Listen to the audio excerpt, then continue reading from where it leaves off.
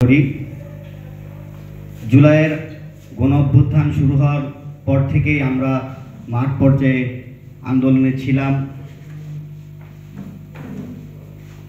জুলাইয়ের 19 তারিখে আমি আমার কলেজ থেকে যখন বন্ধুদের সাথে সায়েন্স ল্যাবে আন্দোলনে যাই, তখন বাংলাদেশের কিছু দুর্বৃত্ত সন্ত্রাসী ছাত্রলীগ, যুবলীগ এবং আওয়ামী লীগের সন্ত্রাসী তথা অনেক সন্ত্রাস বাহিনীর হামলায় আমরা আহত শিকার হই এবং অনেক সহযোদ্ধা আমাদের পাশ থেকেই নিহত হয়ে তারা শহীদ হয়। আমারই ফ্রেন্ড, আমারই বন্ধু, একসাথে পড়াশোনা করেছি, একসাথে ইউনিভার্সিটির পরীক্ষা দিয়েছি, শহীদ ফরহাদ। আমি যখন 4 তারিখে আন্দোলনে যাই, হঠাৎ বাসায় এসে দেখি টিভির হেডলাইনে যে শহীদ ফরহাদ মাগুরা থেকে নিহত হয়েছে। তখন আসলে আমার আবেগ আমি তখন ঠিক রাখতে পারিনি, কিছু বলতে পারিনি, শুধু এতটুকুই মনে মনে প্রার্থনা করেছি যে এই স্বৈরাচার শেখ হাসিনার পতন হোক। তারই পরের দিন 5 তারিখ এই দেশ স্বৈরাচার হাসিনা থেকে মুক্তি পায় এবং এই দেশ একটি 24-এর গণ অভ্যুত্থানের একটি স্বাধীন বাংলায় রূপান্তরিত হয়। তো যাই হোক, আমরা আজকে শ্রীপুরের পক্ষ থেকে, শ্রীপুরের সন্তান হিসাবে আমরা আজকে গর্বিত যে আমাদেরকে এই সম্মানটা শ্রীপুরের কর্মকর্তা এবং সরকারের পক্ষ থেকে আমাদেরকে দেওয়া হয়েছে। এই জন্য আমি শ্রীপুর উপজেলার কর্ণধার রাখির স্যারকে ধন্যবাদ জানাচ্ছি এবং এখানে যারা উপস্থিত আছেন সবাইকে ধন্যবাদ জানাচ্ছি। আমার আপু বলছে, মা বলছে, বাবা বলছে, সবাই শুনছেন কথাগুলো। আমি প্রশাসনের দৃষ্টি আকর্ষণ করছি। এখানে রাজনৈতিক ব্যক্তিত্ব, আমার সম্মানিত আঙ্কেলরাও আসছে। আমি সবার দৃষ্টি আকর্ষণ করে একটা কথা বলতে চাচ্ছি, সেটা হলো যে আমাদের রক্ত শুকায়নি, দাগ শুকায়নি, ঘা শুকায়নি।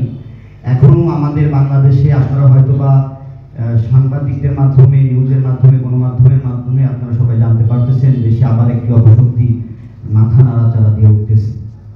তো আমরা যারা বৈষম্য আন্দোলনে আহত হয়েছি, আমরা যারা গাজী হিসাবে বেঁচে আছি, হয়তোবা সন্ত্রাসী বাহিনী মনে করতেছে যে এখনো হয়তোবা আমরা আবারও আগের পুনরাবৃত্তি ঘটাতে পারবো। তারা হয়তোবা একটা জিনিস মনে রাখবেন যে যখন 19 তারিখে গুলি করে লাশের উপর লাশ ফেলিয়ে দিয়েছে, সাবেক স্বরাষ্ট্রমন্ত্রী আসাদুজ্জামান খানের কাছে একটি এসপি বা ডিআইজি সে বলতেছে, স্যার দেখেন একটা গুলি করলে একটাই সরে, দ্বিতীয়টা আর সরে না, একটা বললে একটাই সরে। তো আমরা সেই কাজী, সেই শহীদ, সেই সন্তান আমরা। আপনারা কখনোই ভাববেন না যে আবার এই দেশে একটি অপশক্তি পরিচালনা করে আপনারা ঠাঁই পাবেন।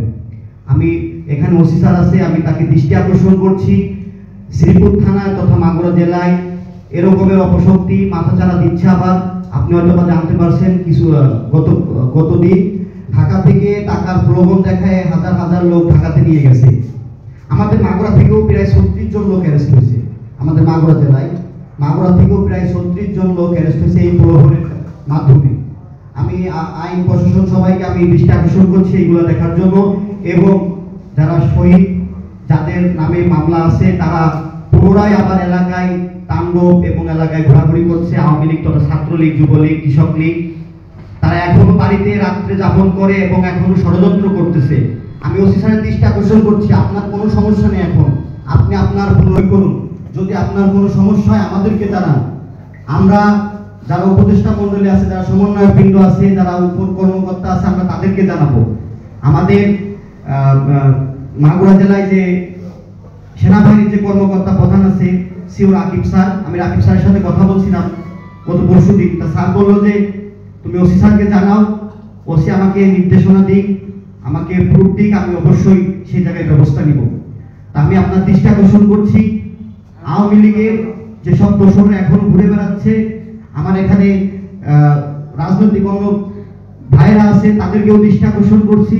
সবাই আবার একসাথে একতাবদ্ধ হয়ে আমাদের দেশে যাতে আর এই সন্ত্রাস বাহিনী হামলা না করতে পারে সেই দিকে আমরা সবাই সচেতন হব এবং আমরা আইনের আইনের প্রশাসনের সর্বোচ্চ সহযোগিতা